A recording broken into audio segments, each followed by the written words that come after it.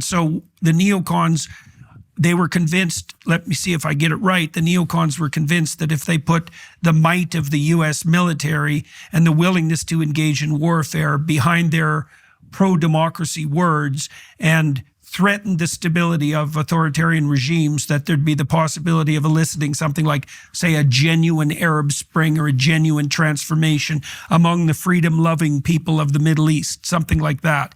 Am I parodying it too brutally, or is that a reasonable Quite articulately. Summary? Okay. And okay. It's critical to note that for several administrations, including a Democrat, there were regime change policies. And in the Bush administration, there was a secret policy revealed by General Wesley Clark some years ago, much post Bush's term and 2 terms in office, that there were 7 countries they wanted a regime change. And they would do, as you know, anything to achieve it.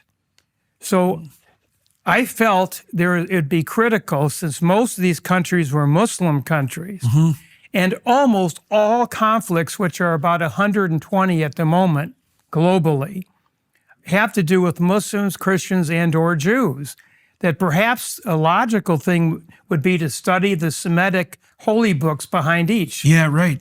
And then see if there's more common ground than we have known heretofore. So I thought, well... Okay, and was that part of the epiphany? Yes, it was. Okay, so let's go back to the biographical details, and then I'll go into the neocon issue again with you.